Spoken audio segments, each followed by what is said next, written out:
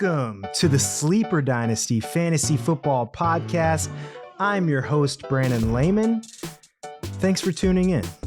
Please make sure to leave a rating or review on whatever platform you're listening from, and make sure to subscribe so that you don't miss out on future episodes.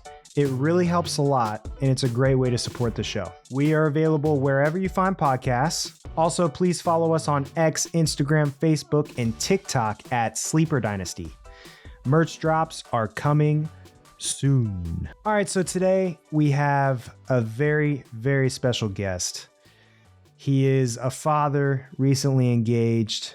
He's been my brother since we came out the womb. We've been hanging out. We are really close. We actually both wanted to start this podcast a couple years ago, and we just never could get it off the ground. So it's really cool to have him on today. Wyatt Philips, ladies and gentlemen. Let's get into it. Yo, welcome to the pod, my guy. Thank you. It's been a while. It's been too long. Yeah, it's been a long time coming. How you feeling, bro? We got less than a week for the draft. Oh man, we have 5 days. 5 days to the NFL draft. 5 days as of now. We got like whenever the pod releases, it'll be like 3. But yeah, I mean, I'm a Cardinals fan, so I'm super excited. We probably have more that we can do in the draft than any team. So I'm very excited. So let's get into that. How are you feeling? How are you feeling about all the trade rumor news, and what do you think the Cardinals should do? How do you feel about that situation? So it's hard, right? Because the number one trade candidate right now for the Arizona Cardinals is the Vikings, because they traded up and got the 11th pick.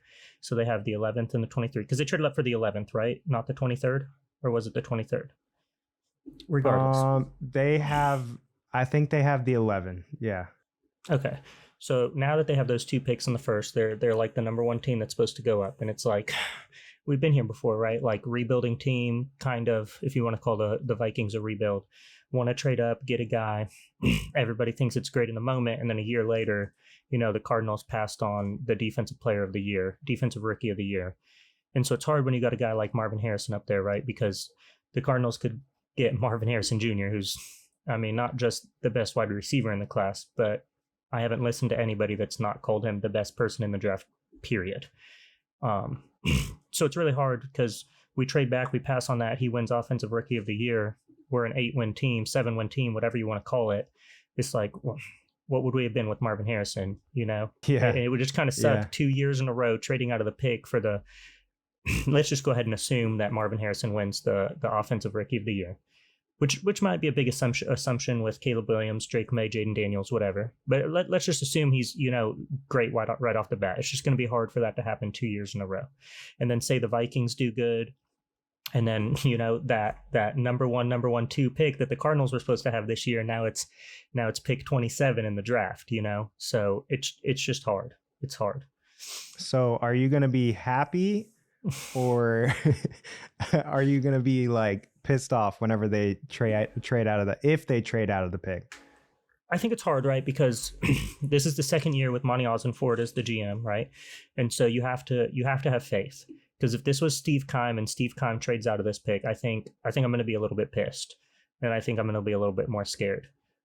With Monty trading back, I mean, he had a great draft class last year. With him trading back, I have a little bit more faith. Obviously, we're not on the good half of football teams in the NFL. We're bottom of the pack. So all the draft picks we can get are going to help us rebuild, which should be the number one priority. So I don't think I'll necessarily be unhappy if we trade back. But the fantasy side of me, the Kyler Murray fan of me, I want to see him with Marvin Harrison. So yeah. I'm indifferent. Me personally, I want Marvin Harrison. But I think part of being a fan is having trust in your organization, which I have right now. So I'm going to trust whatever they choose to do in the draft. Yeah. I think when you have a guy like Marvin Harrison Jr., who's like available there, are you just trying to do too much? Are they just trying to like win the draft? But it's like, I feel like it's such a simple pick. Like, you need a wide receiver. You have Marvin Harrison Jr., who's I think is the best wide receiver in the draft. Most other people think he's the best wide receiver in the draft. I think they should get Marvin Harrison Jr. Well, it's tough, right, too, because if they trade back, they're going to draft another wide receiver in the first anyway. So it's like, yeah. okay, they trade back and they get 2 firsts, let's say. And it's like, okay, well, 2 firsts, that's nice, right? But one of those picks is going to be what you would have taken right at 4 anyways. And I'm not saying that an extra pick in the first is nothing to squawk at, but it is tough when it's like you could have had the best of the best, but you're trading back for somebody that's lesser, and then 1 other pick and potentially 2 other picks and whatever it could be. But no, I don't. It is tough. The fan of me wants Marvin Harrison on the team, but I have to trust my organization. Just like the Packers with Jordan Love. What was it, 4 or 5 years ago? I did not trust the organization. Exactly. And it worked out obviously way better. I mean, who knows what Aaron Rodgers could have done with any of the wide receivers that were right there, obviously. I mean, yeah, I'd say it even worked out just for putting that fire under Aaron Rodgers to win 2 MVPs. Yeah.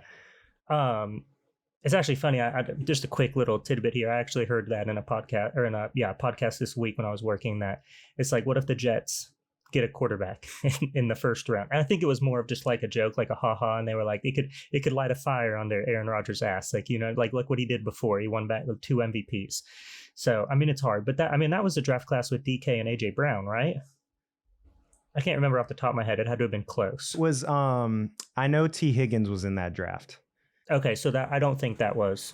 I know we passed on T. Higgins because that's always brought up. Okay, we could have had T. Higgins. Okay, but I guess yeah, it works out. Decent wide receiver. I think it's good that you trust the organization, even though in the past it's been kind of like rough as a Cardinals fan. I mean, yeah, we've had our ups and downs. I mean, we went from being like... At least you have a quarterback, Like, at least you guys aren't trying to find that. And that's what Jonathan Gannon said. He was like, it is something you almost never see in the NFL when you go to a team that wants to rebuild and you already have the quarterback one for the future. Because, what loses coaches' jobs more than any position? I mean, it's definitely quarterback when you look at history. So, I mean, he stepped into a really ideal situation for him. But I think it also puts more pressure on him, too. So... yeah, they need to get Marvin Harrison. All right, we'll move into the next thing. So you are the only person on the planet who has seen the merch for the show. Oh, yes. Okay, so I'm planning on releasing it the Monday after the draft. Okay. Okay. You're the only one who's seen it. What was your reaction? Rate it out of 10. What's your thoughts? Oh, man. I loved it. I mean, personally, 10 out of 10, no joke. There we go. Not a huge t-shirt guy, because I work in construction. I lose a lot of nice t-shirts to the job and stuff like that. But I mean, man, when I order one of those, and I'm probably going to order one for the fiance too, and I might order myself a second one too. I mean, that's going to be in the closet in a special section. That's going to be, no working in this shirt at all whatsoever. It's for me is I'm going to order one in and I'm probably just going to wear the hell out of it. I'll get one. I'll get one oversized so I can wear it and it's nice. And then I'll probably get another one that I just cut the sleeves off and work out in. So yeah, I mean, there'll probably be 3 in my order. I'm probably ordering 3 t-shirts. There we go. Well, we got 5 right there then. All right. So there hasn't been a lot of news since the last pod. The only news that I could find was J.K. Dobbins to the Chargers. What are your thoughts on that move? I mean, we're about to get into the mock draft that we're going to go over today, but I mean, it's not going to matter. I mean, yeah. I mean, R.I.P. Isaiah Spiller is really all I have to take away from that. Yeah. I've been trying to hold out hope. He's one of those guys that's sitting on my rosters right now that I try to hold on to guys like that because that's how I felt about Kyron Williams a year ago. Mm-hmm. And I was like, no, I just got to hold on. There's a chance. But I'm kind of moving on with Isaiah Spiller. It's you're kind of at that point where if he hasn't shown it at this point and they're bringing so much talent into that room, it's obvious that they kind of don't believe in him, Well, I mean, there was hope, right? for Isaiah Spiller before the J.K. Dobbins, because they bring in a rookie. Austin Eckler's gone. Who was the running back that played a lot this year that was there? I can't think of his name off the top of my head. But regardless, I mean, now that J.K. Dobbins is in the building, I think more so of anything you could take away from J.K. Dobbins, he's gonna have fantasy relevance, especially in Dynasty. He's gonna probably have a week or two where you can start him in need. Obviously, running back is such a hard position to grasp and to have plentiful running backs, so definitely don't cut him. I wouldn't trade for him. I probably wouldn't sell him. Just keep him on the roster. Start him once or twice this year when injuries go down, when buys are happening. But I think really what you can take away from this news is Isaiah Spiller's done. I mean, he's new organization. They didn't draft him. He's dead to the water. It's one of those things where like this was the moment you were holding on to Isaiah Spiller for. Is like Austin Eckler just left, and then you're like, oh yeah, like I've been stashing this guy at the bottom of my roster. Like it's finally going to pay off. And then it's like they bring in J.K. Dobbins and you're just like, you can just kind of, and you know, they're going to get somebody in the draft. So it's like, you just kind of see the writing on the wall. Like we don't want you. I mean, at least he knows the system, but they're even bringing in a new coach. So that doesn't even matter. I mean, anymore. I don't think he knows. Nobody knows what that system is going to be until week 1. But I mean, it just goes to show how bad, us Dynasty scouts and GMs, we think we're so much better than the NFL, and we know scouting so well. And Isaiah Spiller's one of the best running backs in the class, and Malik Willis is such a good quarterback. And it goes to show we really don't know all that much. The people that do this for a living, that get paid to do it for NFL franchises, they know a lot more than us. Yeah. So let's get into the mock draft. So I chose this mock draft. It's an NFL. It was done by NFL.com, and it was done by Chad Reuter, who's a draft analyst at NFL.com. I chose this one because there was just some craziness with trades and just stuff. Like we all have like the NFL mock draft database where it's like, this is where everybody should go at this point. But I feel like I saw this mock draft and it was just kind of out of left field with some of the picks. Mm-hmm. Yeah. I mean, I definitely saw a couple that confused me. And I feel like that is how we feel with the draft anyways every year. Mm-hmm. Like we go in and then we think we have so I just want to, based off of that, we're going to react to this mock draft. And then after that, we're going to do a first round rookie mock draft based off of this. Awesome. I'm excited. Let's get started. So Caleb Williams to the Bears. That's pretty chalk. Nothing to say. Yeah, absolutely nothing to say there. And then at pick 2, Jaden Daniels goes to Washington Commanders. Okay. I think the only thing we can say there is that Jaden Daniels goes before Drake May. So he goes before Drake May to the Patriots, 1 pick later. I mean, those are pretty chalk picks. Chalk. I mean, I feel as if, in my humble opinion, I feel as if Drake May's kind of just been dragged through the dirt this offseason. And I don't really know why. Because, I mean, we're in a Devy league, and it was like for 7 months, it seemed like, until January, February, March hit, it was like Drake May's clear-cut number 2 quarterback. Nobody's even close. And then Jaden Daniels kind of comes out of nowhere, right? And he has, who is it? He has Brian Thomas and Malik Neighbors, Yeah, that's what I was thinking of. Freaking Marvin Harrison. Malik Neighbors, yeah. And then you have Drake May, who he had nobody this season. He literally had nobody. But then he had really good players last off season or last season in college, and he was blowing the field away. And so I actually listened to Daniel Jeremiah, and he was like, I think, us as fans and fantasy people and dynasty people, they put a lot of recency bias in this, where the NFL scouts, they're not forgetting about last season, where he was just phenomenal in every aspect of his game. And did he try to play hero ball a little bit? I mean, absolutely. The man had nobody. I mean, we talked about how Caleb Williams could do it, and it was okay. And we're all, ignoring it because USC was a decent football team, and it's Caleb Williams. But we're all kind of like, oh, Drake May's playing hero ball and has some bad plays and some inconsistencies this season. It's like, well, yeah, I mean, his wide receiver 1 went down this season and he had nobody else. It's tough because I agree. Like, he has been like the unquestioned. Like, I remember a couple months ago after the college football season, I literally was on the phone with you and I was like, I wouldn't be surprised if Drake May went first overall. Yeah, Like, yeah. I remember saying that. And now it's funny because after watching the film, I can see why people are hating on him. But it's like you said, I feel like it's kind of overreacting. Like, Hmm. because you see he has the tools and you see that he just has a little bit of inconsistencies. That's literally it. Like, that's the only thing you can say about his game. So yeah, I feel like people are. I'm glad that in this mock he went 3 and that he Yes, didn't I've seen fall him. down the Yes, board. I've seen some people get a little bit more rash with it. Yeah. Absolutely. So pick 4. This is the big one. So the Giants trade up and they trade with the Arizona Cardinals into this spot and get JJ McCarthy. Now, let's talk about draft compensation, okay? So draft compensation, they trade back 2 spots, okay? 2 spots in the draft. They get a second round pick this year and they get a second round pick next year from the Giants for moving 2 spots back. What do you think about that as a Cardinals fan? See, it's just not worth it.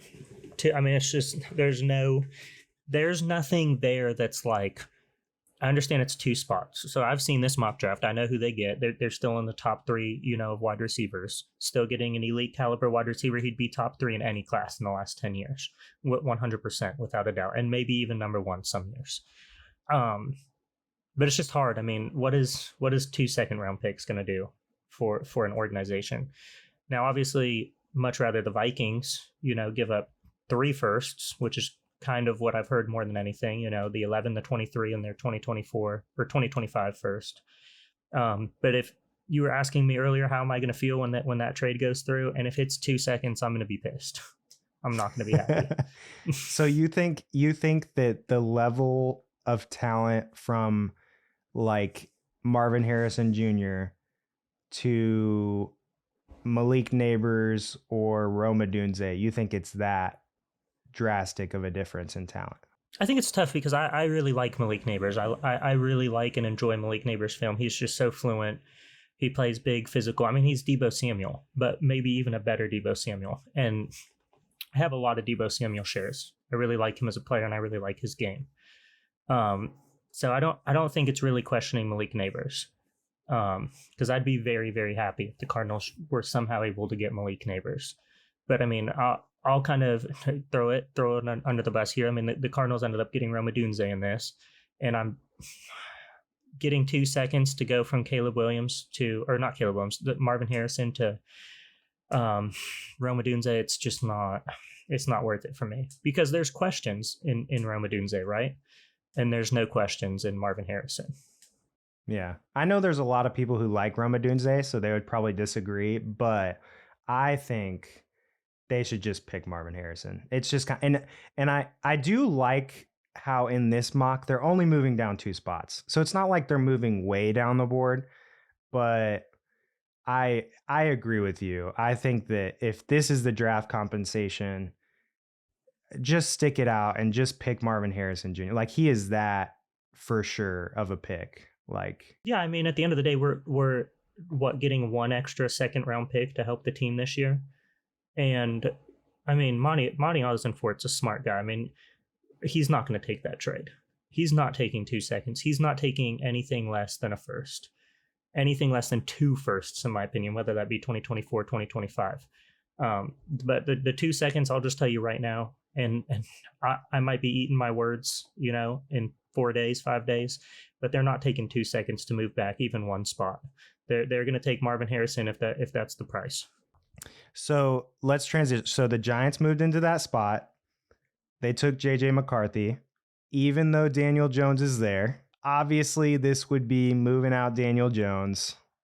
And I still think he probably has a big contract. He's still on that big deal with them. Well, he just signed it last offseason, offseason. So, I mean, definitely, he's for sure still on that. Yeah, so I guess they transitioned to JJ McCarthy. I'm not sure how I feel about that for the Giants. It's tough, right? Because obviously, was it Chad was the guy that did this? Chad Reuter, Yeah. was that his name? Yeah, I mean, obviously he's saying that the Giants organization is out on Daniel Jones, because obviously we've seen a lot of other mock drafts where they're able to get Rome Odunze or Malik Neighbors even sometimes. And there's two different trains of thoughts there. One is we're going to give Daniel Jones everything we can because he hasn't really had any wide receiver help, the last 2-3 years, or we're out on Daniel Jones. JJ McCarthy to the Giants. I mean, I just don't. I like JJ McCarthy, but I don't think I'd be a fan of that landing spot. A lot of people like JJ McCarthy, and it's kind of like what you were saying about Drake May. Like JJ McCarthy is the literal opposite. Like what's happening before the draft.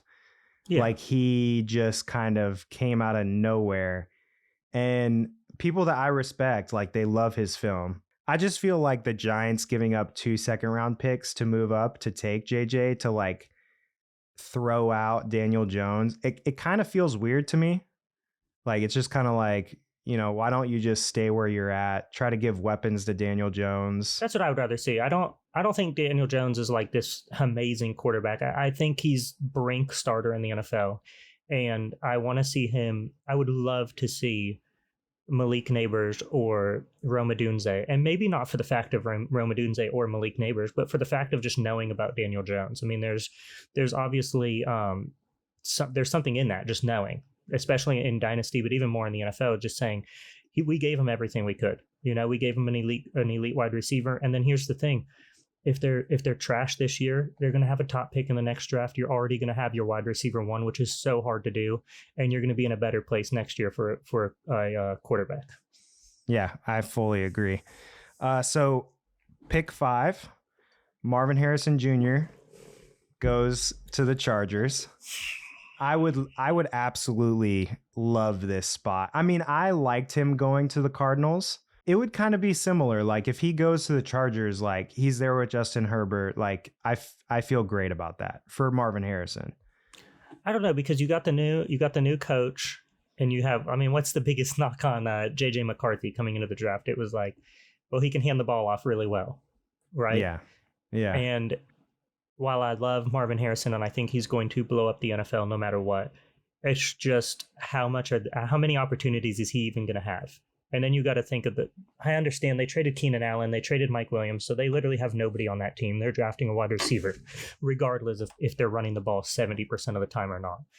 But it's just, it has to hurt Marvin Harrison a tad. And I think everybody's just going to be thinking, oh, Justin Herbert, he's going to be throwing the ball to Marvin Harrison. And that's like, well, what is the coach going to do with this team?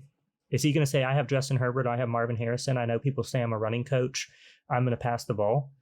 Or is Marvin Harrison just going to be a distraction running down the field most of the time, trying to get that corner away from the edge? I mean, I guess if you still believe in Quentin Johnston, like you could see how they could throw the ball a lot. But yeah, I mean, Justin Herbert is used to throwing the ball like 600 times. And they don't have a good defense. So I do understand what you're saying, that they physically are going to be unable to run the ball as much as he wants to this year. Mm-hmm. I mean, I don't care what they're not turning around that defense that fast in 1 year with just a new head coach, because to run the ball as much as he wants to run the ball, they have to have a top 3 defense in the league. And that's not happening.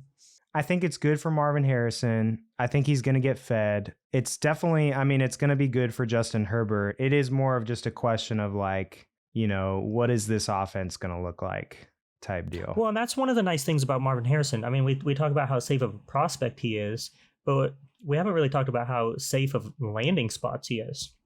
I mean, outside of the Patriots just surprising us all and drafting Marvin Harrison Jr. at the 103, that would be awful. Which would be awful. That would be awful. He's pretty much guaranteed to go to a bona fide quarterback and not have to play that rookie quarterback or unknown quarterback scramble. I mean, both of the quarterbacks, Kyler Murray, Justin Herbert, whether or not, I know there's a lot of hate on my boy, but whether how you view them, they're both fine assets to support a number 1 fantasy wide receiver. And we've seen that before from both of them. So that's one thing else that just puts Marvin Harrison just a step above the rest. Is just he's solidified as a prospect and who's throwing him the ball year one the moment he steps on that field.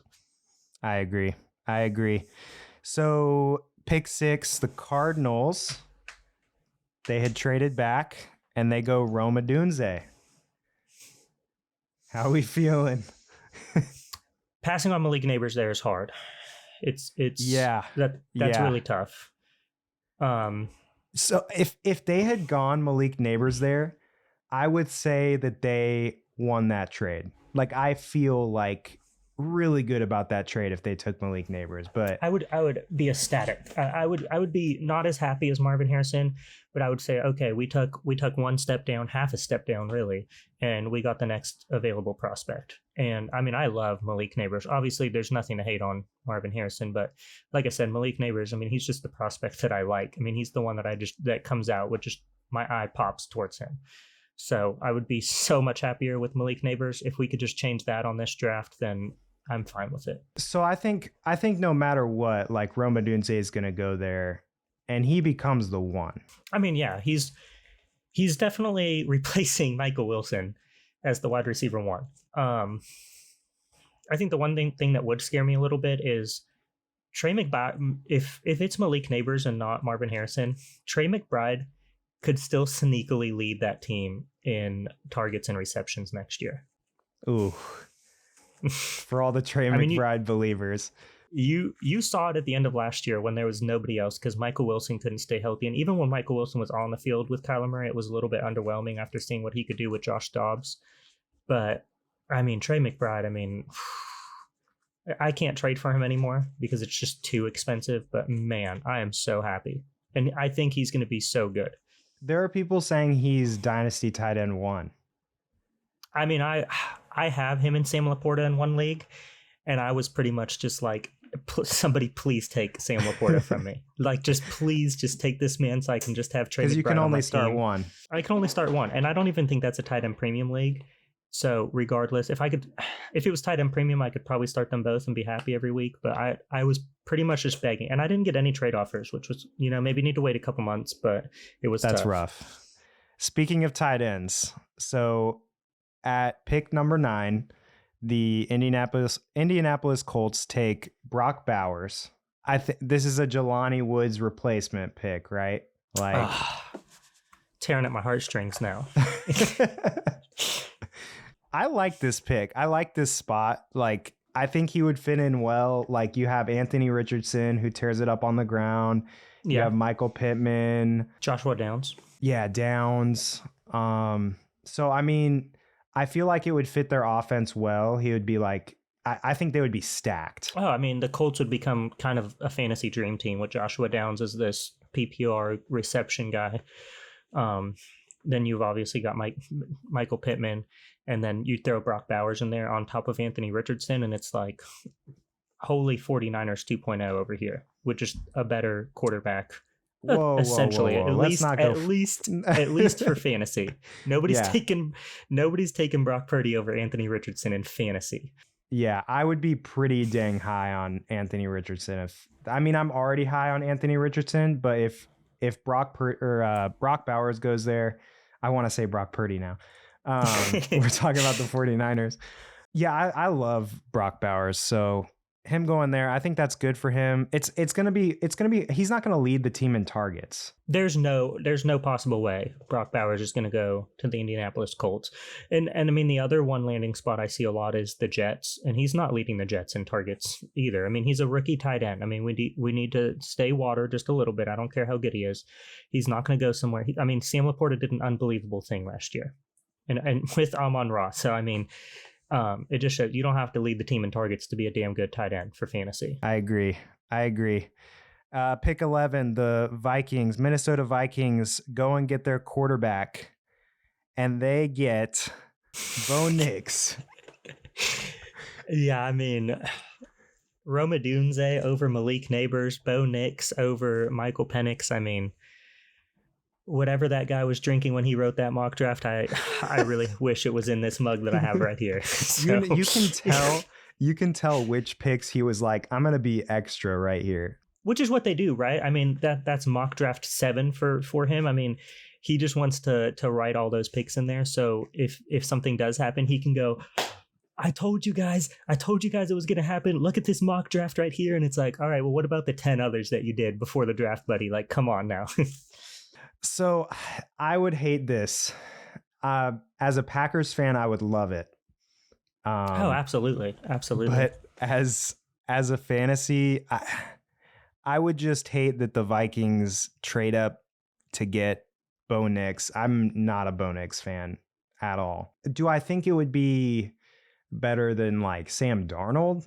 Okay. Like you can try to convince me there. Like apparently they have to solve this quarterback issue for Justin Jefferson, right? Yes. Or Justin Jefferson's going to be gone here pretty soon. I would absolutely hate this pick. And it would kind of hurt Justin Jefferson. It would hurt Justin Jefferson. It would hurt Jordan Addison. I hate this pick. I just hate it. Yeah, I mean, it's tough, right? Because you have Michael Penix, and we know where he goes in this mock, and I'm not going to say anything about it till we get there. But you have Michael Penix, who you've seen with good wide receivers and a good team, can literally just throw the ball. And I don't care if it's Jameis Winston out there and he's not, proficient and his statistics aren't great. He can at least feed your wide receivers. Yeah. But you're going to go with like this cute little fancy pick and like Bo Nix. And I'm not trying to hate on Bo Nix. I think he'll be a great backup quarterback in the NFL, but that's valuable to a lot of teams as we see every year. It's weird for them to trade up for Bo Nix, in my opinion. Like, why didn't you just stay? They wouldn't be trading up at the 11, right? Because they already have pick 11.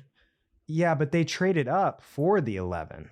Yes, they did trade up for the 11, yes. If they use that pick on Bo Nix, it just feels like, why didn't you just stay where you were at? Because Bo Nix is going to fall. Oh, Bo Nix is not. I don't know, it's tough because you have the Raiders and the Broncos, which everybody is like, they have to get a quarterback this year too. I mean, there's really 5 or 6 teams. There's 3 of them that have to get a quarterback. And are they going to take a quarterback in the first? And you could even include 4 if you want to include Seattle. But you've got the Raiders, the Vikings, and the Broncos that pretty much are in a quarterback stalemate right now. I mean, they don't even have a starting caliber quarterback on their team. They barely have a backup quarterback on their team, in my opinion, any of those. So it's really tough. But to see Bo Nix go number 11, trade back. Just if that's what your heart wants, to draft Bo Nix in the first, please don't do it at the 111, because in 2 years, even next year, just people are going to be laughing at you. It just feels like a weird use of draft capital because he's already like this older prospect. I hate older quarterbacks. Like, I mean, it just doesn't seem like a good pick for the Vikings. I don't see them doing this in reality, but this is the mock that we were given. So, but if you switch that pick out for Michael Penix, how do you feel about it real quick before we move on? I would feel good about that. Yeah, exactly. Just switch out. Just give the Cardinals Malik Neighbors and give the Vikings Michael Penix, and we're going to be happy. We don't have anything bad to say. We need to do our own mock draft. All right. So let's see. At pick 13, the Raiders take Malik Neighbors. I can't believe he was there at 13. He should have not been there. Yeah. Don't get me started again. I kind of feel bad. I was almost gonna pull you back because we didn't even talk about Rome Odunze going to the Giants, I feel like. But it's kind of similar as the Raiders. I mean, he's going to be not the best wide receiver on that team, but he's going to be on a team with no quarterback. Yeah. And I mean, the only good thing that you could say about Rome Odunze it wasn't the Giants. Where did Rome Odunze go? The Cardinals. No, that's right. That's right. So you can't say the same thing. I'm sorry. Rome Odunze, even if I don't believe in him, I'm taking Rome Odunze above Malik Neighbors if this is the case. It would really hurt Malik Neighbors. I'm so high on Malik Neighbors, and even for me, like, you have Devontae Adams there. He would be the wide receiver 2 right off the bat. And yeah, there's no quarterback there. And it wouldn't matter. I mean, I guess the one thing you could say is they're going to be a bad team next year, and they're going to be behind in a lot of games and playing hero ball. True. So he's definitely going to have the opportunity if that's the case. And you would have to think that the Raiders aren't finishing above a bottom 5 team next year with no quarterback. So they're going to be in a position to get one of the elite quarterbacks in next year's draft. And then you wonder if Davante Adams is even going to be there a year from now. Yeah, I mean, it definitely raises a lot of questions. I do think that as the Raiders, as much as we can hate this pick for fantasy, I think it's a great pick for the Raiders, right? Because you get that elite wide receiver. You know you're probably not going to be good this year. It's a multi-year rebuild. And you get a quarterback in next year's draft, and you hope Davante Adams stays, and you get Davante Adams, and you get Malik Neighbors on your team to jumpstart your rebuild. And you can't really ask for anything better than that. No, I think it would be great for the Raiders. Just sucks for fantasy. Sucks for fantasy. Great for the NFL, bad for fantasy. Yeah. All right, so let's see. Pick 18. Brian Thomas Jr. to the Bengals. How do you feel about this one? I mean, that's pretty much the equivalent of breaking up with T. Higgins through text, right? I mean, does that mean that T. Higgins is getting traded in the draft as well? I mean, not in this one, but not in this. I mean, you end up getting your LSU wide receiver room. You get Jamar Chase, Brian Thomas Jr. That would feel like they were so stacked at wide receiver. Like almost too stacked if they had T. Higgins, Jamar Chase, and Brian Thomas Jr. It would be kind of like a situation where like, all right, where's T. Higgins going? And it's also, maybe it's not even that. I mean, maybe it's just the Bengals knowing like T. Higgins, while he doesn't ever really get hurt for the whole season, it just seems like he's hurt in every game for some reason. Yeah. Every other so game. Maybe it's maybe it's just like, let's give Joe Burrow some consistency here at wide receiver. He's consistent with injuries too, right? Yes. Yes. I mean, it's kind of like I told you before the podcast. I mean, I could see Brian Thomas going better places. I mean, it's hard to be upset about Joe Burrow, but obviously when we're talking going into the NFL draft and we're like, Brian Thomas could be a 1 on any team. And then it's like, all right, Brian Thomas is drafted to the Bengals. And you're like, well, I don't think he could be a 1 in Cincinnati. But he definitely has that. He definitely has that potential on a lot of other teams. I think Joe Burrow, I wouldn't mind this spot for Brian Thomas Jr. just because we've seen Joe Burrow be able to support multiple wide receiver 1s.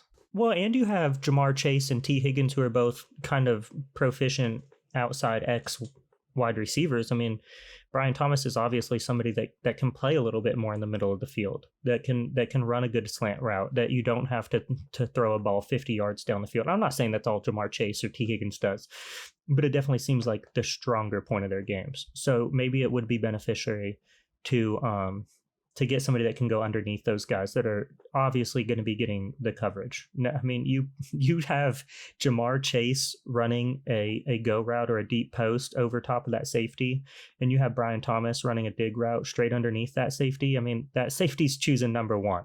He's not going after Brian Thomas. So, I mean, that would be one really good thing. It would be deadly. It feels like with some of the other picks in this draft that Mr. Chad Reuter is really just trying to get all the clout with this. I think he's really just diving into the fact that T. Higgins is probably going to get traded or is on his way out of the Bengals. And I think if this happens, I would be, because Joe Burrow is kind of like in this weird no man's land right now in quarterbacks where it's like he's outside of the top 5 right now. If you were to do a draft, like right around that 5 mark, really. So I don't want to say outside the top because he'll probably go 50% in the top 5, 50% right outside. But man, if I was doing a mock draft, like pick 7, pick 8, I would snatch Joe Burrow so fast right there if Brian Thomas was on that team as well. Because, I mean, they don't have a running back room this year. He's already a value in startups in the first round. So yeah, if this happens, you feel really good about slamming that pick. At pick 19, Kansas City Chiefs are on the board. I think they trade up. They have to trade up. They have to, right? There's no way they have that pick. I don't have the draft compensation for them doing this, but apparently they liked a guy so much that they thought it was worth trading up from the 32 to pick 19, and they get Xavier Worthy. Oh my Fast. goodness. They get the next Tyreek Hill for Patrick Mahomes. I just don't know how to feel about that because he's going to be so hyped. It just seems like anybody that gets drafted to the Kansas City Chiefs, whether it be running back, wide receiver. I mean, we haven't seen a tight end, so we can't really talk on that. But just any position that gets drafted in the first to Kansas City, everybody's automatic. This is the best skill position in the draft. I will not be walking away from any rookie draft with Xavier Worthy. If he goes 19? Not a single draft am I going to walk away with Xavier Worthy. That price is going to be way too high, and I don't have the confidence. We'll do a rookie mock, and we'll see where he goes. I guess I'll probably be the one taking him. Probably. But, I mean, if he goes 19, right? Like, there's a difference between him going 32 and 19. Like, crazy difference. There's not a possibility after he broke the 40 record. There is no possibility at all whatsoever of Xavier Worthy going number 32 or not being drafted in the first round. It's just not a possibility. I mean, I could see him falling just because of he's so undersized. Mm-hmm. Like he's like a $170 something, like so skinny. To be honest, if he goes 19, I would be all over Xavier Worthy because his production profile that goes with the speed, like, you know, everybody's like, oh, another John Ross, you know, I just feel like there's a difference with Xavier Worthy. I'm not saying I don't necessarily love his film. I do think the community is going to push him like up the board even more to where I might be out. He's almost a top 6 pick at that point. I mean, people will be taking Xavier Worthy over Brock Bowers if he gets drafted number 19 by the Chiefs. I definitely think people would be pushing him above Brian Thomas. Well, without a doubt, definitely above Brian Thomas, yes. I definitely would not be taking him there. But this would be, I mean, this is good for Patrick Mahomes. I mean, he needs weapons. I mean, Patrick Mahomes just figures it out. I mean, I'll go play on the Kansas City Chiefs and Patrick Mahomes will still be elite. I mean, listen, Rashee Rice is fast, but in a different way. Yeah, I mean, he can definitely drop it into gear with a rental car, huh? Yeah. I think you have Rashee Rice, you have Travis Kelce, Marquise Brown, who's a burner. It would be kind of like, where does he fit in? Well, I mean, Marquise Brown may be a burner, but I mean, he's not beating Xavier Worthy in a 40. True. I mean, true. He's definitely beating him on that aspect. And it just kind of scares me because we've seen the Chiefs try to do this, and maybe just MVS wasn't as good as people thought, but we saw them try to replace Tyreek Hill with MVS, and everybody got so excited, and it didn't work. And I say that, and MVS pretty much won them the Super Bowl, but hey, listen, don't hate on MVS, all right? MVS, no hate from me. He was the contributor of 3 quarterback MVPs. See, you say that he was a contributing factor. I say it was Jordan Love, but listen, it may have been a really, really small contributing factor, but he was there. He was there. All right, so our next pick. So we're gonna go through these a little bit faster. Yeah. So round 2. Pick 33, Michael Penix Jr. to the Raiders. I absolutely love this pick. I think the Raiders love that pick. I mean, we just talked about how Malik Neighbors has no quarterback. I mean, Malik Neighbors isn't falling in my rankings at all if they grab Penix in the second. Yes. I mean, and what a good I was draft about to for the say Raiders that too. I didn't want to give it away earlier, but I was like, yeah, neither did I. I gave away the Roma Dunze one early. So if this is the Raiders draft, the Raiders just kill the draft. I mean, they won the draft because they got their quarterback. They got another weapon who can replace Devontae Adams at some point. Like, it would be so good for the Raiders. Then we have at pick 37, Blake Corum comes off the board as the first running back. Oh, I wondered to who? To the LA Chargers. Wow. And he stays with his coach. How crazy. Really not much to talk about there. I mean, he's going to get so much work if he gets drafted by the Chargers. It's going to be unbelievable. But because he's going to his head coach, because there's nobody else in that running back room, and because he's the first running back taken, does that make him the top running back in this draft for you? Absolutely not. No. Okay. Because there will be people, I think it's going to be kind of a revolving door with running backs this year. It's going to be, who do you like? And a lot of people will push Blake Corum into that RB1 if he gets drafted to the Chargers. You have to move him up your board if this happens. I hate Blake Corum compared to like where people have him consensus. Mm-hmm. But if he goes to the Chargers and he's the first one off the board at pick 37, I'm going to have to like go back and watch the film and just try to like him. Because I mean, at that point, like, you have to move him up your board. Like you have to.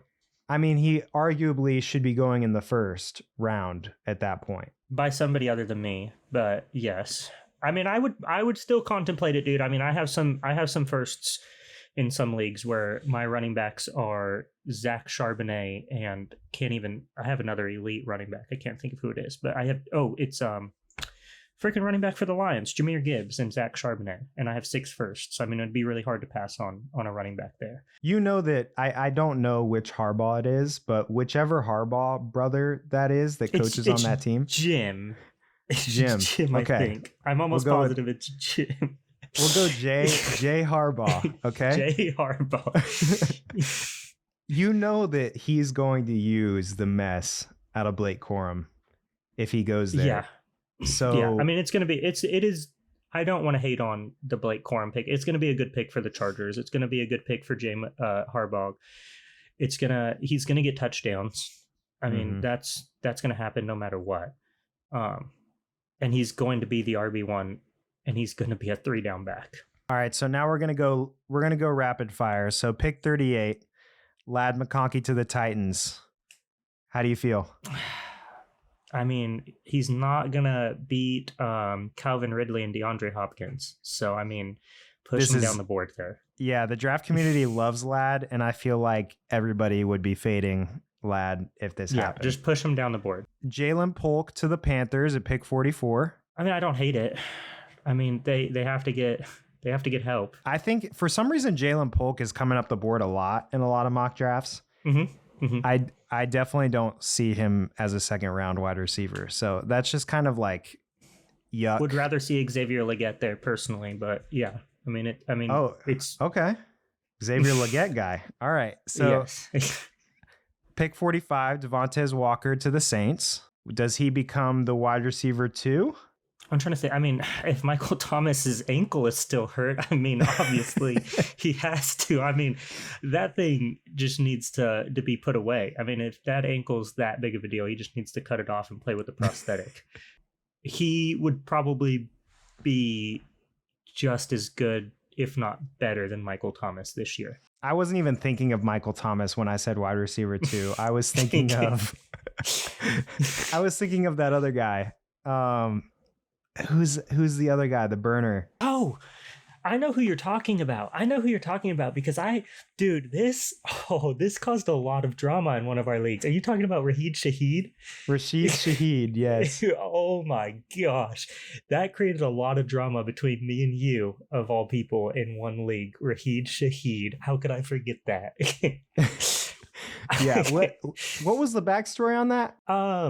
I was kind of accused of sitting my starters. That's right. And I have never done that. I've never purposely benched a starter, but I will admit, I think just had my daughter. Work was picking up because it was in like August. Just blame it on the daughter. It was like November. Just blame it on the daughter. And we were kind of battling for the first, and you pulled your starters because my starters were hurt. And I picked up Rashid Shaheed off of the waivers the game day morning and benched one of my like superstar wide receivers for Rashid Shaheed. And he had like, it's all coming back to me now. He had like a 40-point game. That was like his breakout game. And I was like, oh my gosh. So yeah, so you have Michael Thomas there, you have Rashid Shaheed. So I do think Tez would have kind of a hard time fitting into that.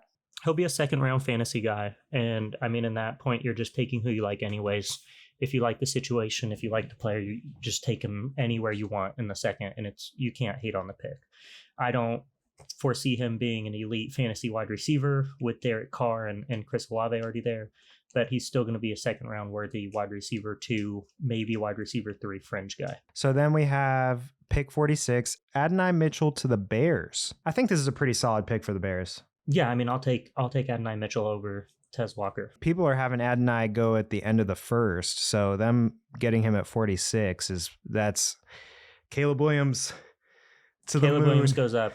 And what they have Mike Williams now, or no, Keenan Allen, the other Chargers. So you'd have, oh my gosh, what is that guy's name? DJ Moore. DJ Moore, yeah. So you have DJ Moore, and then you have an old Keenan Allen.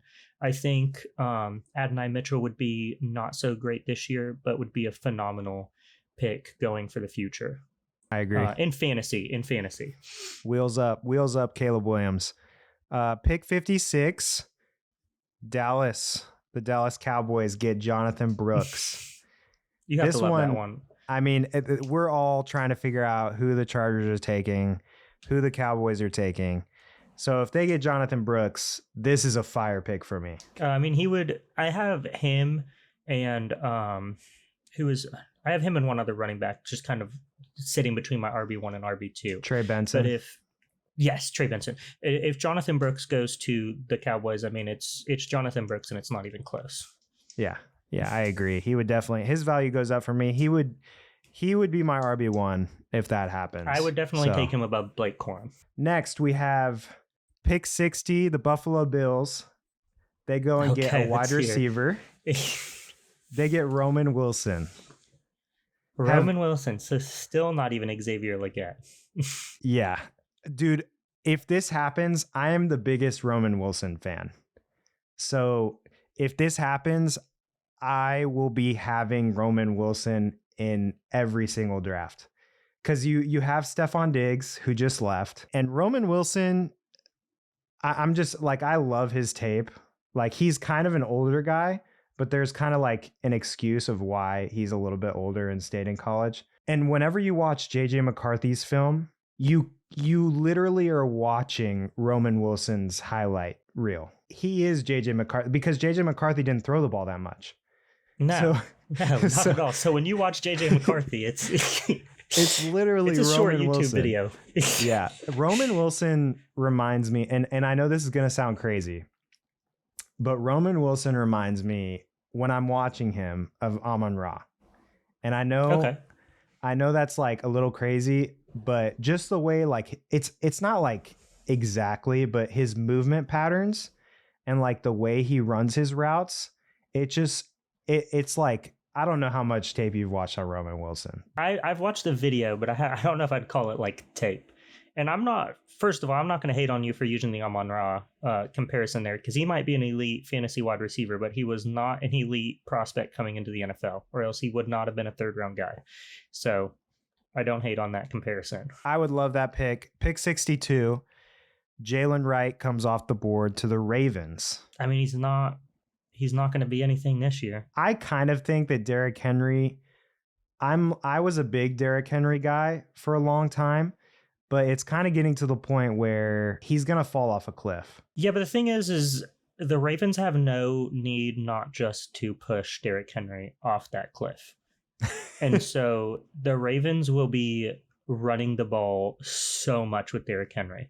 And when you say cliff, you mean at the goal line, where like Gus Edwards got like 17 touchdowns last year. He's going to be everything that Gus Edwards and J.K. Dobbins was. Just put them in one player, that's going to be Derrick Henry for a year. Yeah. And then he's going to be like coming out of the season in a wheelchair. Saying goodbye to the NFL. I do think, though, if Jalen Wright goes there, like, he may have a slow rookie start, like a slow rookie season, but I do think it kind of gives him a window. You know, we don't know how long Derrick Henry is going to stay there. So even if he has a slow rookie season, I could see his value kind of staying where it's at. Yeah, absolutely. As people wait. It kind of reminds me of like it's like a Kendre Miller, it's like a Chase Brown. It's that kind of situation for Jalen right there, and it might be a little bit expedited because it is Derrick Henry, but he'll get his time to shine and come into fantasy relevancy. He's not going to lose any value this season because everybody's already going to know he's sitting behind Derrick Henry. If anything, he will gain value in season if Derrick Henry gets hurt. Yep, I agree. And then pick 63, the 49ers get Ricky Pearsall. Love it. I love it. I just got You Ricky like this Pearsall one? in the league. Yeah, we you know our chaos league, and I think I got Ricky Pearsall. I'd have to go back and look. I'm pretty sure it was in the third round though. Yeah, Or yeah. it was So late second. So for everybody listening, our chaos league, we started it. So we draft before the NFL draft. Yes, that's why it's And called chaos. It is chaos because our first year we had started the league and we were like, we're gonna wait until after the NFL draft to do the startup draft, and we all were just like, no, let's just have chaos because we are just itching to draft. So every year it's like my favorite league, and it's not because it keeps you through that brink period where you just have nothing to do. And it's not just because I won last year. That's not why it's my favorite league. All right. It's my favorite league because literally every year we're so hyped about these rookies, and we can literally just go in there and be like, this is my guy. Whether he burns from the draft or... I mean, Malik Willis was taken in the first round in that. I think league. he was like the first I think it was overall. like the 103. No, was he? I think it was Okay. the 103. I think Sam drafted him at the 103. Like, that's how chaotic this league is. Yeah. It is. I don't even think Puka was drafted last year. Yeah. If he was, it was definitely in the later third. It was. I think he was. It was later. Okay. But, okay. Yeah. Craziness. But so you got Ricky Pearsall in that league in the third? Crazy athletic. Yeah, I think it was either my late second or my, because I thought I traded my third. So I think it was in the late second that I drafted Ricky Pearsall. Okay. That feels like a pretty solid pick, especially if he goes to the 49ers. Especially, well, I mean, it's dependent on Brandon Ayuk, but yeah, we don't have to sit here and talk about, Ricky Pearsall for 10 minutes, but I mean, I like it. I'd be a fan personally. Get Brandon Ayuk out the door, get Ricky Pearsall on the field. That guy's a beast. I think people aren't as high on him because of his production, right? Mm-hmm. But his film is great. Like when his you watch him, his measurable's great, and I think he tested really well. I think. Yes, he did. Yeah. Mm-hmm. So, yeah, solid pick. Round 3, Ben Sano to the Panthers at pick 65. Pick 67, Xavier Legette goes to the Commanders. You're an Xavier Legette guy, right? I do like Xavier Legette. I like Xavier. I think the NFL is going to tell me if I like Xavier Legette, because if he goes in the second, I like Xavier Legette. If he goes in the third, I'm going to fade him a little bit. Probably still take him in the second of a fantasy draft, like 211, 212. But I do really like what Xavier Legette could bring to a team. I don't think you can really watch his film without saying you like Xavier Legette. Like yeah, he's literally he looks like a gazelle out there. I mean, he is that big, like AJ Brown, DK Metcalf, athletic phenom on the field. Yeah, I hope he gets drafted in the second, but putting him on a team where you already have Terry McLaurin, you have Jahan Dotson, it definitely kind of muddies the water. I don't know if it's good for Xavier Legette or if it's just bad for everybody. I could definitely see like with his play style, like he would fit in well.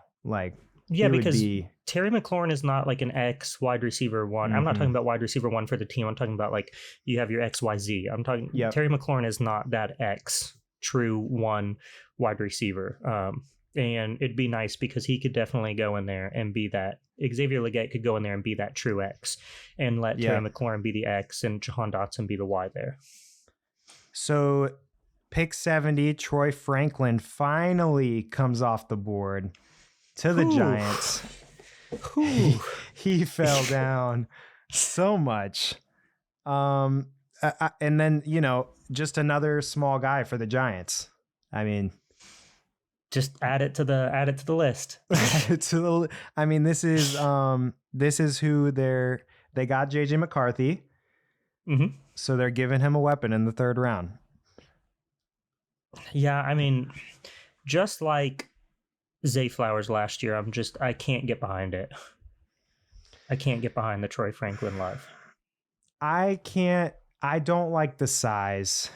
I think he looks good on film, but I could see where he falls this far. Like, you know. And I mean, I ate my pie I ate my pie or ate my cake, whatever you want to say, with Zay Flowers. He obviously should have been drafted. He's obviously good.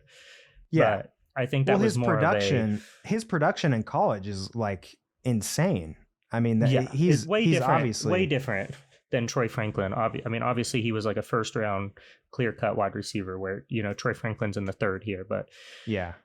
To the Giants, I honestly, I mean, I hate to say it, I like Troy Franklin this year more than I liked Zay Flowers last year for the price. I don't think I could get behind on the Giants. Yeah. Yep. Pick 71, the Cardinals select Trey Benson. I mean, it's James Conner season, so he's not relevant this year. You don't think so? But James Conner misses some games. He's not a 3-down back, so Trey Benson can get in there. Did you say if James Conner misses games? No, I said James Conner will. I mean, he misses. Okay. I mean, very seldomly. I mean, he's not like, you know, that running back that gets hurt every single year for a big stretch of time. But I mean, he misses 2 to 3 games a year pretty easily. I like this landing spot because as much as I do think James Conner is like, I mean, last year he finished top 10 running backs. Oh, he had fantasy. A stretch in. I mean, I'm only so biased, but James Conner was such a good. I mean, he won me, I think, 3 championships, and I think he was heavily responsible for 2 of them. He's one of those guys that aren't shiny for Dynasty. No. But if you have him, you're starting him every week. I do think if Trey Benson goes there, I would be worried for James Conner. Just because Trey Benson is that good of a prospect. I don't think he would immediately take away from James Conner, but I think like towards the end of the season when you're trying to like win the championship. Yeah, I could get what you're saying.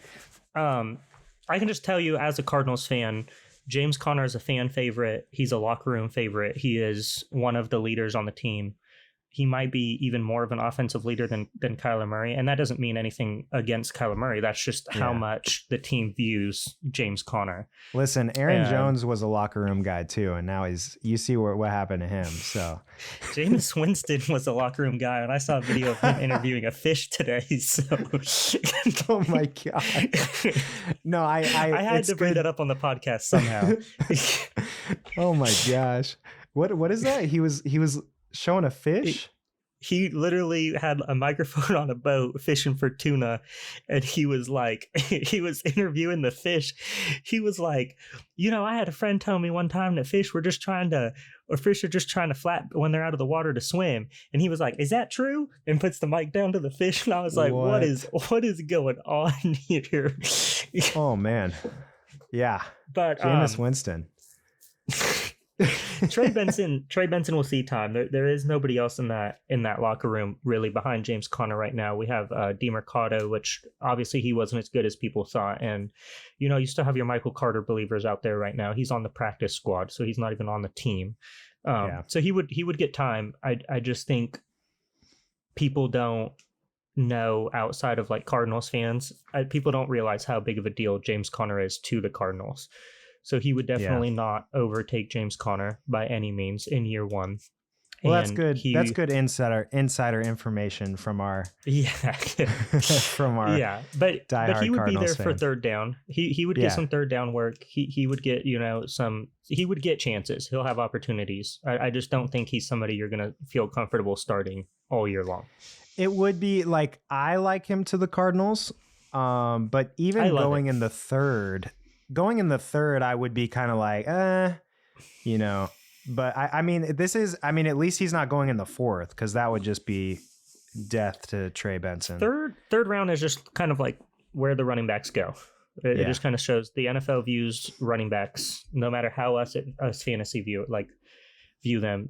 The NFL views running backs primarily as third round guys. Unless you're elite, then you can get into the first, obviously, and some of your borderline elite guys can go into the second. But the NFL overall views the running back position as a third round pick.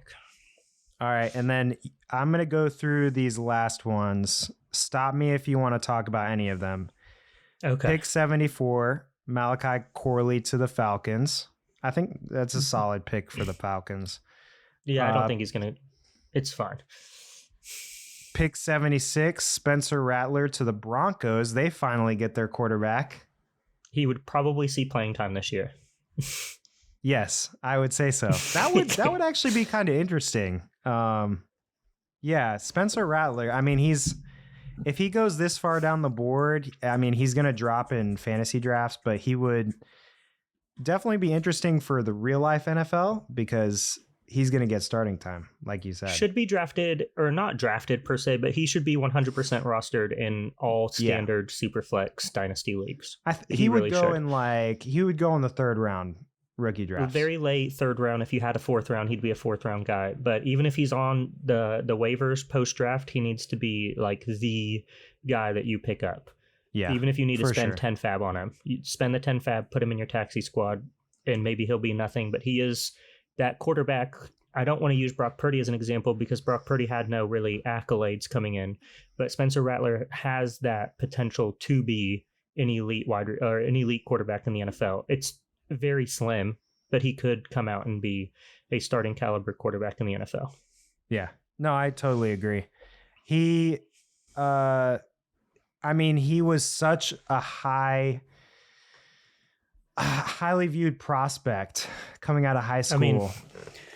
I know Spencer Rattler burned us here in Oklahoma, and he's not a very people aren't very fond of Spencer Rattler, but I can look past that, and he was a 5-star recruit, played for Oklahoma. Listen, right after he got beat out by Caleb run. Williams, so. You can't hate it. Hate it. I mean, it was Baker, Kyler, Caleb, and Spencer Rattler at one point. Those were the quarterbacks for OU. So the odds at this point of him being, relevant for fantasy aren't great. But yeah, if he goes to the Broncos, that would definitely be interesting. Like, I think regardless of landing spot, regardless of draft pick, unless he's undrafted, like I said, pick him up in the late third or put $10 a fab on him. It's almost a must. He needs to be on every roster. And I'm not saying you're going to start him. He's a taxi squad guy. And he might sit there forever. Chances of him panning out are slim to none. But you don't want to be that person that didn't spend $10 on fab on who could be the starting quarterback for the whatever team he goes to next year. I agree. 10 fab, give me Spencer Rattler. All right, so pick 78, Cade Stover to the Commanders. Pick 82, Johnny Wilson to the Colts. Pick 84, Keon Coleman to the Steelers. I'm a big Keon Coleman fan. I mean, I'm not going to be a huge Keon Coleman fan, at that price, but Deontay Johnson's gone. George Pickens is the one. There's no reason that Keon Coleman would not see the field this year. Yeah, he needs to be drafted in every league. At that point, early third, probably very late second, like the last 2 picks in the second. But he definitely needs to be drafted in the fantasy draft. He just keeps falling. It's tough because coming into the offseason, Keon Coleman was like a fringe first round wide receiver. And not for fantasy. I'm talking about NFL. Like, he was projected to be a first round NFL wide receiver. For fantasy too. Yes. For fantasy, yeah, but I just meant the NFL, like everybody just because there's big difference because like Trey Benson in the third round could potentially be a first round, like Jonathan Brooks, and you know what I mean. There's going to be wide receivers and running backs that go in the first round of Dynasty, but the whole kind of world viewed him as a first round NFL wide receiver, and now he's what is this in the fourth now, or is it late third still? This is the third. This is pick 84, so late third. Okay. I mean, especially on a I'm not going to sit here and talk about Keon Coleman for 10 minutes, but On the Steelers, it's actually, I think, a better landing spot than meets the eye. They obviously are just they don't miss on wide receivers. I think Keon Coleman's a great pick at that price to the Steelers. They just got rid of Deontay Johnson. Yeah, it's George Pickens and nobody. I mean, I think they still have like James Washington. You got Pat Freiermuth. Pat Freiermuth, yeah, obviously at tight end. But yeah, there's definitely, that's probably one of the better landing spots that Keon Coleman could go, even if it is a late third round pick. Yep. Good old Russ throwing him the ball, right? I mean, who knows at this point? Who knows? Let's ride. Pick 86, Theo Johnson to the Texans. I love that for the Texans. I like Theo Johnson. It's good for the Texans, yeah. Pick 92, Marshawn Lloyd to the Bucks. A lot of people like Marshawn Lloyd. I hear his name a lot. If he goes to the Bucks, I'm probably not a big fan. If he goes to the Bucks, I would still think Rachaad White is going to be the guy, but you have to. But he would probably see work there. They don't really have anybody off the top of my head behind Rachaad White, so he would probably go in as the RB2. Hey! Don't forget about Sean Tucker. Oh my gosh! Don't forget about Sean Tucker, man. Don't forget about Sean Tucker. Don't forget about Kayshon Boutte, huh? Listen, the only reason why he didn't pan out was because man had heart problems, all right? Yeah. So, anyways, I mean, Marshawn Lloyd will get playing time, and it only takes one play for a running back to really become something in the NFL for the coaches and stuff to see it. So there is potential on the Bucks with Marshawn Lloyd. I mean, he's going to get faded, going that late to that spot, but not by much, I don't think. Yeah, I think if you're a Marshawn Lloyd believer, I do like his film. I see why everybody likes Marshawn Lloyd so much, and he's been rising up boards. But if he goes there, I do think you kind of have to be like, he's not going to immediately get that work. But if anything, it would be bad for Rachaad White, because I don't view it that way personally. I personally don't view it that way. I think Rachaad White is fine. No matter, unless they draft a running back in the second round, I think Rachaad White is just fine. True. Yeah, he would kind of dodge a bullet. I think last year he was kind of a guy that just won. He was consistent just because he didn't miss any games, first of all.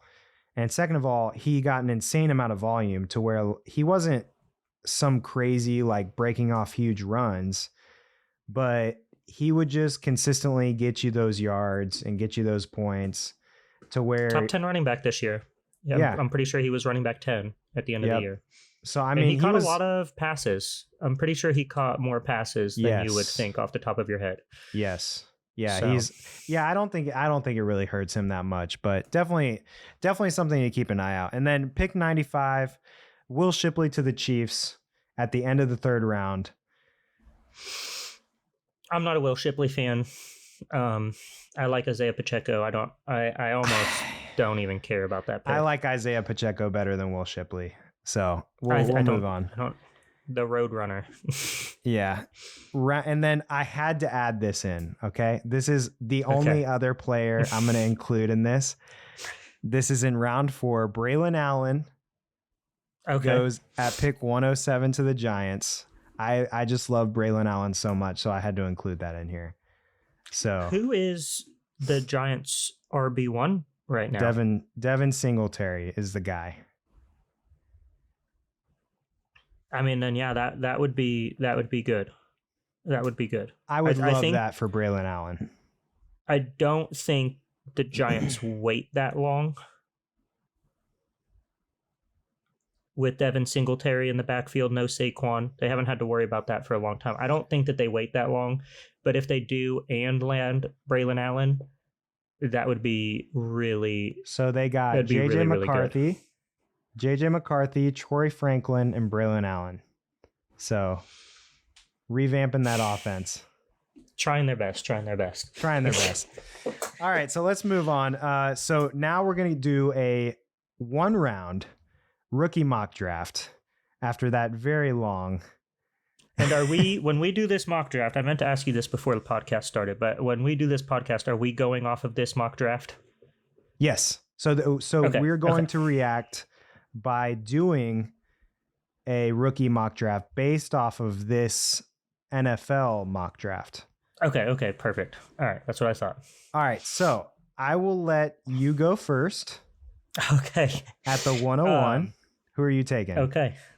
101.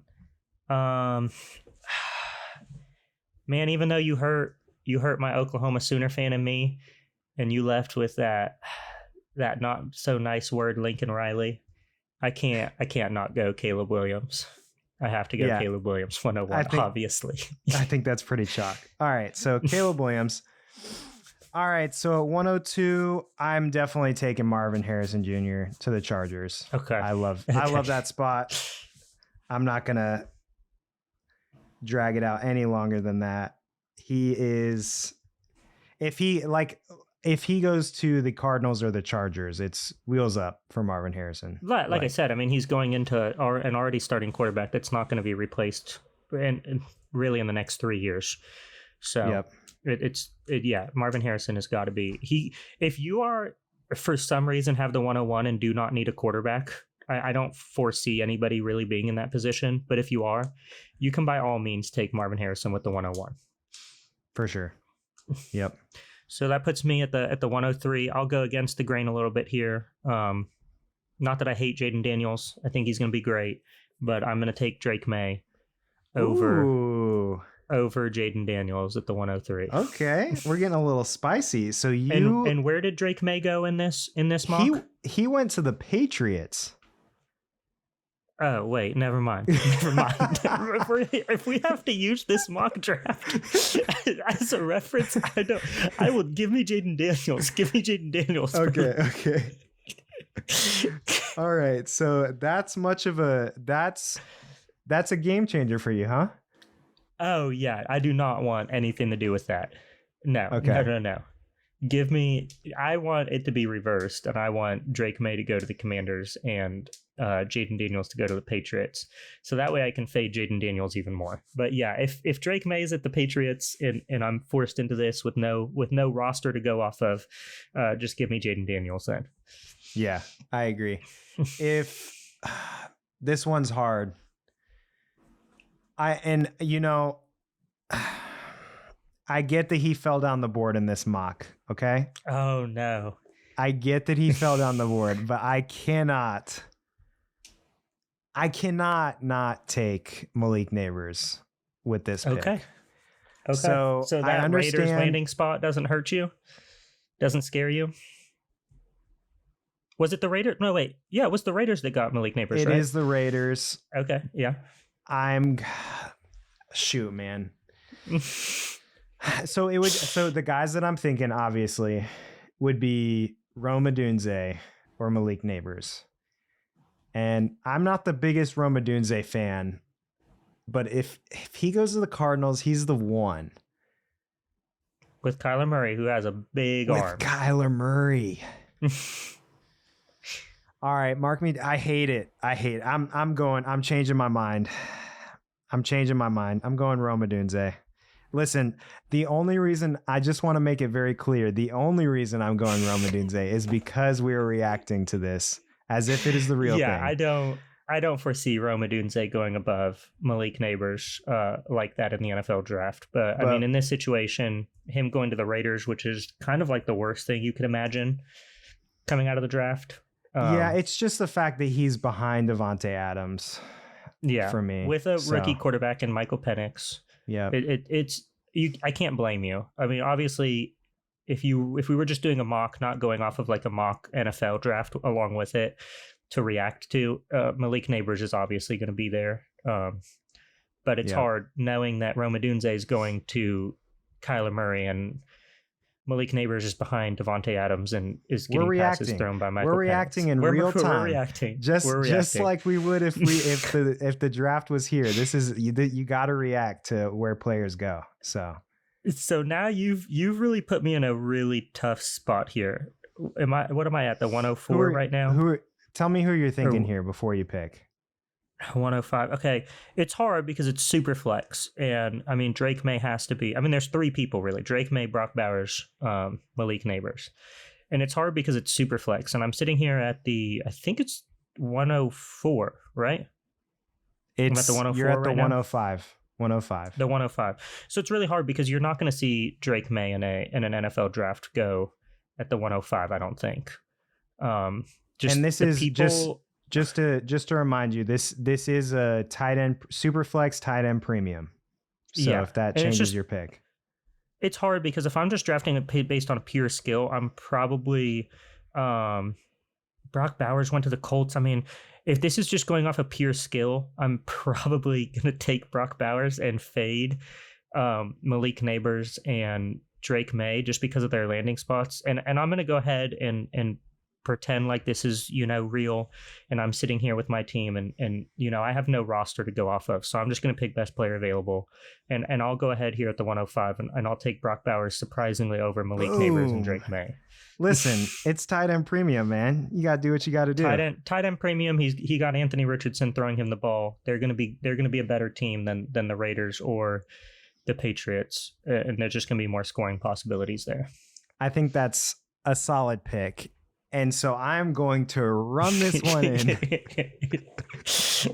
I'm going to run the card in and take Malik Neighbors here because I was disrespecting Malik Neighbors earlier based off this mock draft, but I can't let him go any further. This would be, if people are going to fade Malik Neighbors because of his landing spot, I'll take that all day. I'll wait a year. It's obviously great value. You're going to be waiting a year. It was so close with me, but it's just like I just see a position in where Brock Bowers with all the landing spots is just going to be more valuable to a team than Malik Neighbors. And that is nothing at all against Malik Neighbors because Malik Neighbors is a way better prospect in terms of putting fantasy points on your team than but you got to react. Got to react to the mock. But I have to react, and I think the Colts is just such a good spot, dude, for Brock Bowers. No, I agree, and I like that you took him because I think people normally view him as like closer to the 107 than they do this far up the board. And I know that's like not a big difference or whatever. Yeah. But I think it's good for people, like, especially in tight end premium leagues, like we should be considering Brock there, So yeah, I think it was a good pick. So 107, you're on the board. Okay. So I know I've taken every quarterback in this draft so far, but 107, regardless of landing spot, quarterbacks are the most valuable position in the league. I like Drake May. I actually think, while I don't think it's going to be a quick turnaround for the Patriots, I do think he can be a little bit more of a system quarterback. Bill Belichick's gone. Let's see what this team is. Give me Drake May. You can't not draft Drake May at this point. There's just no way you're drafting anybody above Drake May here. Right. So yeah, I guess I'm drafting all three quarterbacks. You put me in a tough spot because now I have to choose between. I'm thinking JJ McCarthy or Brian Thomas. And if JJ McCarthy goes 4 to the Giants, I think for the value, like, you have to take JJ McCarthy. But I don't like JJ McCarthy, so I'm going to go Brian Thomas Jr. I'm going to go Brian Thomas Jr. to the Bengals because I just feel, okay, maybe he's there with T. Higgins and Jamar Chase, but I like the prospect of Brian Thomas Jr. enough where I'm again going to wait on the talent to he could pan legitimately out. be a top 12 wide receiver in the NFL with Jamar Chase on his team. Now that takes, T. Higgins is not going to be able to be there, but if T. Higgins leaves in the next year, Brian Thomas is going to be easily a top 15 wide receiver with Joe Burrow, easily. Yeah. And that's so valuable. So I can't blame you. Now I'm here at the 109. Is this the 109? 109. So I think I'm going to surprise you with this pick. Oh, surprise me. Surprise me. Because if really you're about to think take so. who I think you're about to take, you're gonna ruin my plans for this draft. I think I have to put myself in the shoes, and we're at the 109 now. I don't really like JJ McCarthy to the Giants. I don't really like Xavier Worthy, even though he went to the Chiefs. I know that if I'm playing the value game, I could probably trade Xavier Worthy, and I would probably trade out of this pick if I was in this pick. But obviously, we're in a mock. I'll get to the point. I think I'm going to take Jonathan Brooks here. Oh, okay. Okay. That's not where I thought you were going.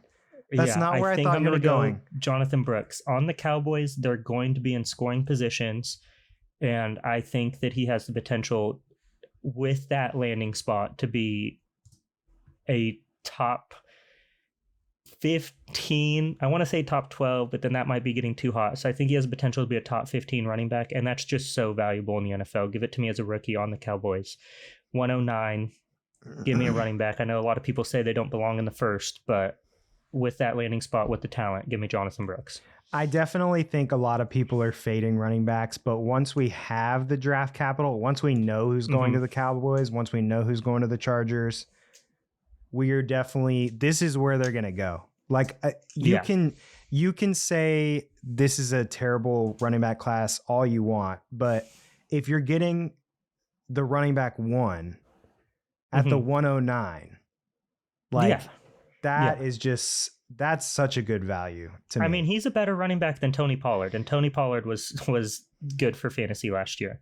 And I know that's going to be surprising. I mean, how do you feel about that pick at the 109? You think that's a bad pick, or no? So there's obviously he's coming off of an ACL injury. But so I think we need to like kind of limit our expectation, but I think that's kind of baked into his value, right? If you're getting him at the 109, you don't need him to have this crazy rookie season, right? So if at the end of the season he starts popping off because he's finally feeling better from that ACL repair, then you got him for a steal at the 109. Absolutely. So yeah, I mean, I love that pick. So all right, so the 110 again. You're making this really difficult on me. Oh, I'm playing a game right here. Okay. I'm going to play this game. It's not going to work out for you. I am not going to, I'm not going to, oh my gosh. This is where JJ McCarthy should go. Like at this point, it's like, we're just hating on JJ McCarthy right now. But you got Xavier Worthy who just went to the freaking Chiefs behind Patrick Mahomes. So it's definitely the reason if JJ McCarthy just didn't, because he went to the Giants, right? He went to the Giants. Yeah, it's just I don't want to be that person that's drafting a quarterback because they were drafted so high. Now, and here's what I'll kind of say, because I have to respond to this mock. If JJ McCarthy went to the Vikings at 4, I would have taken him over Jonathan Brooks without a doubt. And I would have even contemplated that Brock Bowers pick for JJ McCarthy, because I think that's such a good landing spot for JJ McCarthy. But with him going to the Giants, I just don't see it. That O-line is so bad. There's almost no weapons there. And I just don't want to be the person that's drafting a quarterback just to say I tried. And I would rather have who I know is going to be on my team and be valuable. And so I don't want people to think we're hating on JJ McCarthy, because I actually really like JJ McCarthy a lot. But we're responding to a kind of out there mock draft where he goes to the Giants. I have to take JJ McCarthy here because it's a value pick, right? Yeah, absolutely. And I do not want to take JJ McCarthy, but I remember last year I wasn't the biggest CJ Stroud fan. Okay, I had him as my quarterback 3. And in the Chaos League, I remember Bryce Young went off the board. Anthony Richardson came off the board. And I did not like CJ Stroud, but I said, you know what? I'm taking him for the value. And a year later, The value paid off. I look like a genius, even though I didn't want to take him at all. So the value pays off. For that reason, I'm going to take JJ McCarthy here because I do like him as a prospect. And although I hate the landing spot, you have to take the value at that point. So I'm going the pressure on me. I'm going to take him off the board for you. Okay. I would have for sure taken him at the 111. I 100% I would have. I mean, I think I know who I'm going to take here, but I don't have a sheet in front of me or anything here. Just run me off like 4 or 5 guys really quickly here. All right. So I would say at this point, people are thinking about Adonai Mitchell, Lad McConkey, Xavier Worthy, obviously. Yeah, those Trey Benson, maybe if you want to go running back. No, not that early. Who was the wide receiver that went to the Bills in this one? I'm not going to tell you that later. I'm not going to tell you that. You're not going to tell me. Roman Wilson. Oh, okay. I'm not going to take Roman Wilson this early. I'm going to stick with somebody that I'm not a huge fan of. It's a value game sometimes. When you're drafting, you're not always going to get the guy you want. Obviously, you can always trade back and stuff like that. But I'll take the value here, and I'll take Xavier Worthy. With him being on the Chiefs, even if I don't like the pick, I could trade him before the offseason for probably more than I paid. And I think people would be willing to buy him all day. So I'll take Xavier Worthy here. Not my favorite prospect. I think he's a little bit overhyped because of his 40.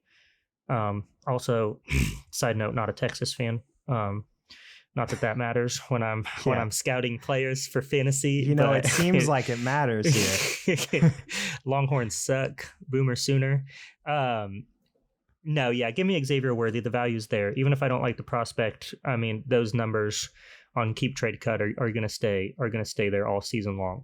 Yeah. So give me Xavier Worthy specifically for the value in my mind. Yeah, especially if he I would be considering Xavier Worthy here, even if he went 32 to the Chiefs. So the fact the fact that the Chiefs traded up to 19, that's why I was almost going to take him over JJ McCarthy, but it's like I knew you were hoping I wouldn't take him. We're playing value at this point. So yeah. At the 112, I'm thinking of a couple guys here. Like I said, I know normally people are thinking Lad, but Lad went to the Titans, and that's a terrible Bananarama, spot. Right? You have Troy Franklin went to the Giants. I hate that. Adonai Mitchell. Where did Adonai Mitchell go? I thought he went. Lad went to the Titans. Adonai Mitchell went to the Bears. I don't like that because that's a crowded room. So I'm going to go with my heart. Okay. And if it goes based off of this mock draft, then at the 112, I'm taking Michael Penix Jr. Oh, okay. So you really surprised me there. I really thought you were going to go with Roman Wilson. I really thought you were. I was about to go Roman Wilson. I'm not gonna lie to you, but I really thought that was the pick. It was between Roman Wilson and Michael Penix Jr. Michael Penix Jr. to me, we're not even talking about Bo Nix. I love how we haven't talked about Bo Nix, but my gosh, because Bo Nix went number 12. Dude, screw that. Wow. I think even if because it's about to disregard exactly what I was about to tell you with just even a starting quarterback, if it's for a year or two, is just so valuable in fantasy. And then I'm over here like, Bo Nix who? So let somebody take him in the second. Yeah. But Michael Penix, you have Devontae Adams and you have Malik Neighbors. Yeah. And then who is the tight end that they have? Michael that I'm actually Mayer.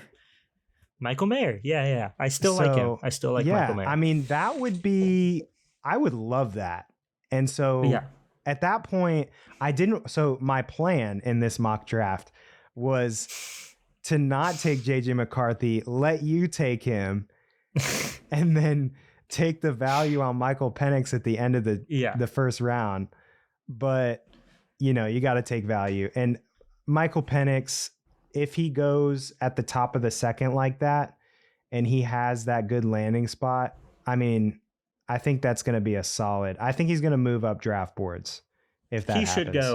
He should go in the first round. He really should go, just because quarterbacks are so valuable. And forget Bo Nix. I mean, him going in the first. If Bo Nix went to the Raiders in the second, would you take Bo Nix here?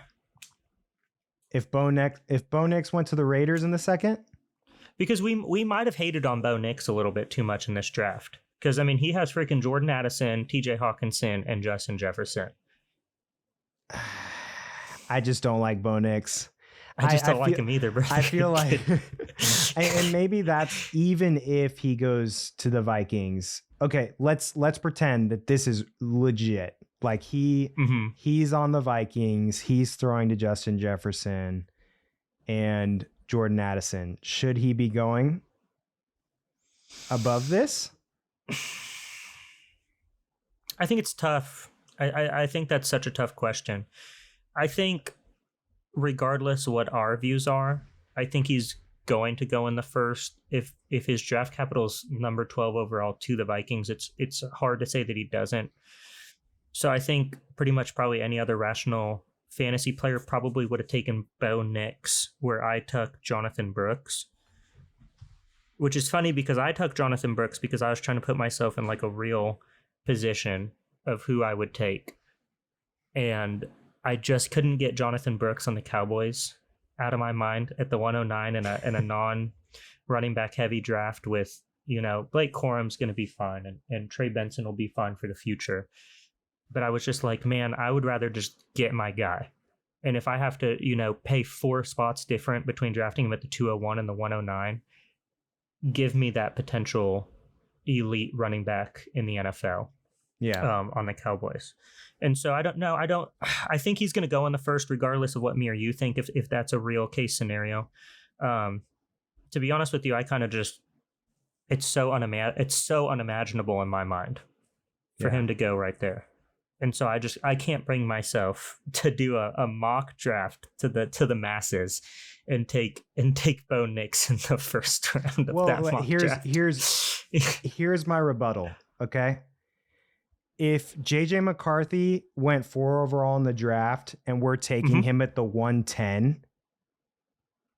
But if he goes, so the thing is he went to the Giants, because I think most people, if you told people that JJ McCarthy went in the first round or in the 4th overall, I think 70% of people would say, oh, the Vikings traded up. Yeah. And if JJ McCarthy goes to the Vikings, and this sounds so bad against Bo Nix, but I guess this tells you what I think about Bo Nix. JJ McCarthy probably becomes, the 106 to 107 in the draft. So probably right around that Brian Thomas range. Right. So I think if you were to switch out and say JJ McCarthy went to the Vikings there, I think you switch out Brian Thomas and JJ McCarthy and move everybody else back. Yeah. So who are you? Let's run down the board real quick. So I took, let's see, Michael Penix. So let's recap the first round. So 101, Caleb Williams. 102, Marvin Harrison Jr. 103, Jaden Daniels. 104, Rome Odunze. 105, Brock Bowers. 106, Malik Neighbors. 107, Drake May. 108, Brian Thomas Jr. 109, Jonathan Brooks. 110, J.J. McCarthy. 111, Xavier Worthy. And 112, Michael Penix Jr. Do you have anybody that you think should have been in like notably mentioned at the end of this who could have squeezed in? I think if Roman Wilson really went to the Bills, I think he's going to climb up in this range just because Stephon Diggs left and there's kind of nobody there right now other than Dalton Kincaid. So I think Roman Wilson, Trey Benson,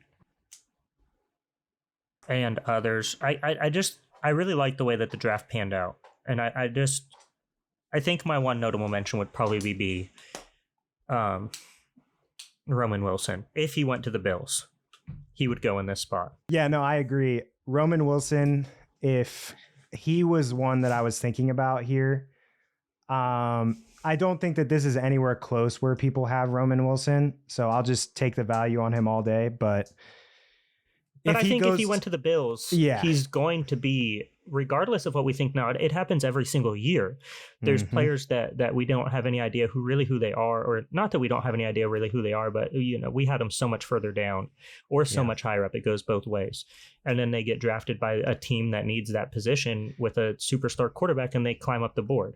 I think if Roman Wilson really went to the Bills, you're going to see him on the cusp of the late first, early second. I really think you will.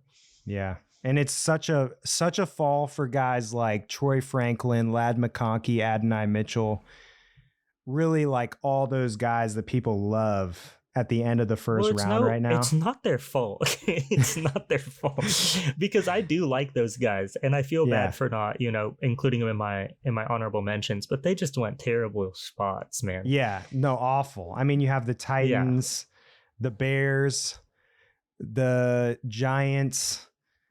Yeah, not any places that you're wanting them to go. So, and it's going to happen. It's going to happen to somebody that people love. And this is why we're doing this. This is why we're doing this, because it happens every year and we get hyped up. I mean, last year, everybody was so hyped up about Joshua Downs, which it worked out. Like Joshua Downs is a great player, but he fell down the board. And you have these players that fall down the board every year and they just, the community just is like, oh, forget it. Like whatever we thought about before the draft, just throw that away. And then the community just overreacts. And I think it's not so much sometimes of falling down the board too, but the team that you play for is such a big deal. It is such a big deal. Yeah. And when you get players that just go to crappy teams, it hurts them. It really does hurt them. Like Calvin Ridley, if you had Calvin Ridley, DeAndre Hopkins, and then what was it, Ladd, that went to the Titans? He's not going to be the person that you thought he was coming into the NFL draft. You have to change your perspective and eat humble pie and not even say that you were wrong about the prospect, because it does not mean you were wrong about the prospect that a team drafted them. But we're playing fantasy football here. We want points that is the end goal, is who is going to give me the most points on my roster. Yep. And you can't project somebody like Ladd going to the Titans, beating out people like Jonathan Brooks to the Dallas Cowboys. You cannot predict that to happen, because if something like that were to happen, it would be kind of unforeseen, kind of an outlier. So I don't think it's hate on those people. I really don't. I think it's more of just being realistic with the draft, with the teams that they got drafted to and what the outcomes could be. We got to trust that the NFL knows better than we do. So They do. And I know, they took freaking, some pretty bad players at spots, but I think that those players just didn't pan out. The NFL, I don't care how good you are at fantasy football. Don't care how good you are at Devy or Dynasty or anything. The NFL scouts and most GMs know so much more than you. So much more than you. About their personal lives, about how they were as a teammate, and like the concepts that they can run. What kind of scheme were they running in college? What kind of scheme could they not run in college? We don't think of that kind of stuff. you know, but those NFL scouts have access to all of that. They can talk to the offensive coordinator and go, hey, was there a scheme with just Malik Neighbors, for example? Was there a scheme that you couldn't run because of him, or you had to pull him off the field for this scheme because he wasn't capable of running it? And we don't get to know those things. But the NFL scouts, they get the answers to those things. And so you have to trust the NFL as much as we don't want to, and as much as we think we're smarter, we are not. And they have so much more information than us to go off of. That's going to wrap it up for today's pod. Please make sure to leave a rating or review if you haven't already, and make sure to subscribe so that you don't miss out on future episodes. You can follow us on X, Instagram, Facebook, and TikTok at Sleeper Dynasty. Peace.